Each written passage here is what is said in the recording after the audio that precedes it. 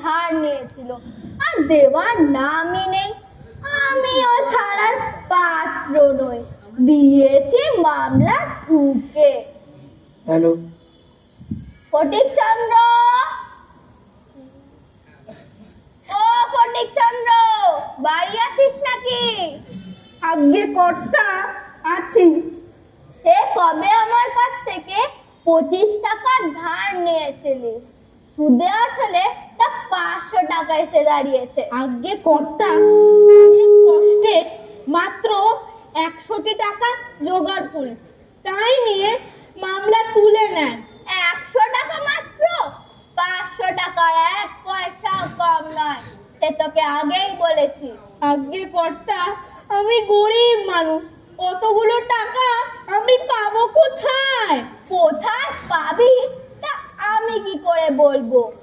এই টাকা দিতে পারলে তো দে, নয় জেলে যা। আমার সময় নষ্ট তুই করিস না, আমার অনেক কাজ আছে। হে ভগবান, আমি এবার কি করি? মহাজনের টাকা না শোধ করতে পারলে সারা জীবন জেলে কাটাতে হবে। আমার পরিবারের কি হবে? কিন্তু অতগুলো টাকা আমি পাবো কোথায়? কি হে ভায়া, পথের মাঝে দাঁড়িয়ে দাঁড়িয়ে কি এমন ভাবছো? আগে আমি গরিব চাষা, সেই কবে বিপদে পড়ে মহাজনের কাছ থেকে মাত্র 25 টাকা ধার নিয়েছিলাম। সেই টাকা সুদে আসলে 500 টাকা এসে দাঁড়িয়েছে। সেই টাকা আমার না দিতে পারায় মহাজন আমার নামে আদালতে নালিশ করেছে। অনেক কষ্টে মাত্র 100 টাকা জোগাড় করেছে, তাই নিয়ে তাকে এ যাত্রায় রেহাই করতে বললাম, কিন্তু উনি শুনলেন না। বললেন, নয় টাকাটা দে, না তো জেলে যা। এ তো ভারী সমস্যার ব্যাপার। সমস্যা তো বটে, আমি জেলে গেলে আমার পরিবারের কি হবে ভেবেই ভয় মরছি। তোমাকে বাঁচাবার একটি পথ আছে। আপনার পায়ে ধরছি, থাক, থাক। আমায় বাঁচিয়ে দিন। থাক, ঠিক আছে, ঠিক আছে। তবে শোনো, আদালতের কাঠগোড়ায় গিয়ে যখন তুমি দাঁড়াবে, তখন বাপু কথা টথা কইও না। যে যা খুশি গাল দিক, প্রশ্ন করুক, তুমি তার জবাবটি দেবে না। শুধু ফ্যাল ফ্যাল করে তাকিয়ে থাকবে আর পাঁঠার মতন বলবে, ব্যাস। তা যদি করতে পারো তাহলে আমি তোমায় খালাস করিয়ে দেবো। আপনি যা বলবেন আমি তাতেই রাজি। বেশ, তবে আদালতে দেখা হচ্ছে। আপনি যা যা বললেন আমি তাই তাই করব।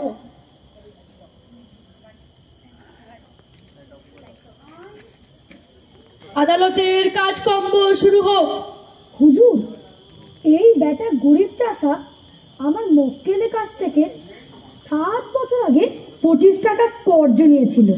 সেই টাকা সুদে আসলে 500 টাকা এসে দাঁড়িয়েছে। কিন্তু এই চাষা সেই টাকা আমার মক্কেলকে দিতে অস্বীকার করেছে। ওকে জেরা করে আমি তা প্রমাণ করতে চাই। দোষী সাব্যস্ত হলে ওকে আপনি ফাটকে দেবেন হুজুর। জিজ্ঞাসাবাদ শুরু করুন। তুমি 7 বছর আগে 25 টাকা কর্জ নিয়েছিলে? খবরদার, বল নিয়েছিলিস কিনা? হুজুর, আসামির বেয়াদবি দেখুন। ফের যদি অমনি করিস আমি তোকে ফাটকে দিয়ে দেবো।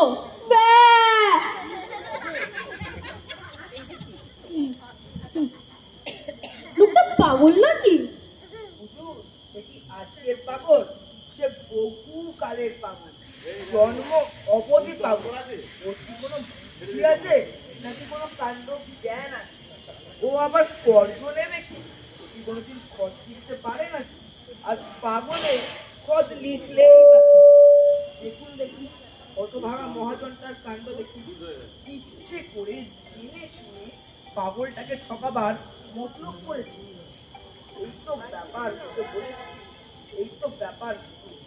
এবার আপনি পাগলকে শাস্তি দিলে কি ধর্ম থাকে? সব মিথ্যা কথা হুজুর, সব সাজানো। ও মোটেই পাগল নয়, টাকা দেবার ভয়ে পাগল সেজেছে। জন্ম থেকে পাগল, তাকে আবার পাগল সাজানোর দরকার?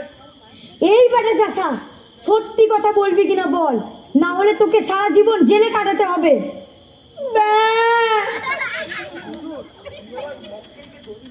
চেষ্টা করছি। সব দিক বিচার করে মনে হচ্ছে এই ব্যক্তি সত্যি সত্যিই পাগল। মহাজন ছলনা করে চাপ দিয়ে ওর কাছ থেকে অর্থ আদায় করতে চায়। অতএব মোকদ্দমা ডিসমিস।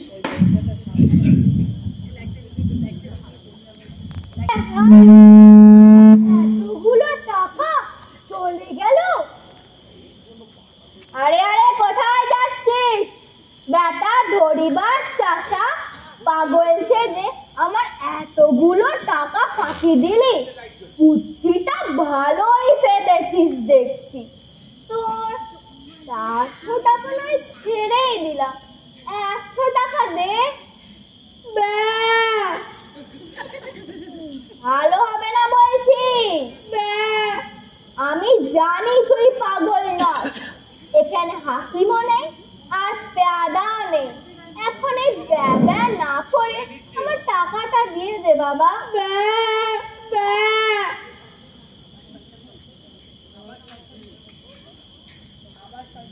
আবার শয়তানি? আচ্ছা মানছি আমার ঘাট হয়েছে, তোর নামে নালিশ করা আমার ঠিক হয়নি। তো 100 টাকা দে, ওটা নিয়ে আমি খুশি মনে ফিরে যাই। ভালো হবে না বলছি। দেখি তুই আমার টাকা কেমন করে হজম করিস। সুদে আসলে এর 10 গুণ টাকা আমি আদায় করে ছাড়বো, এই বলে গেলুম।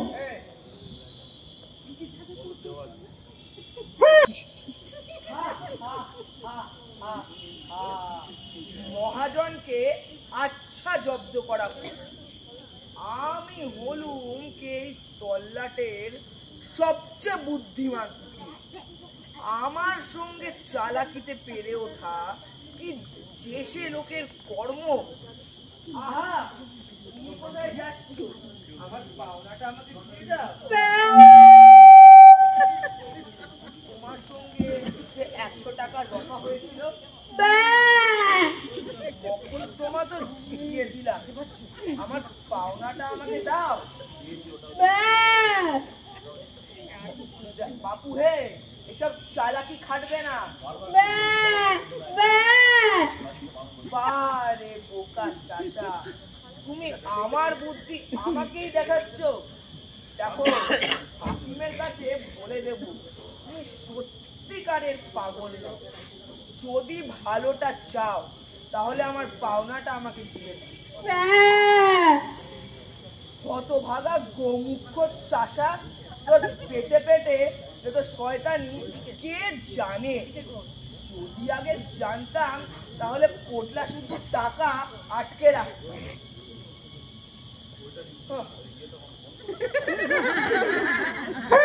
আটকে রাখতাম।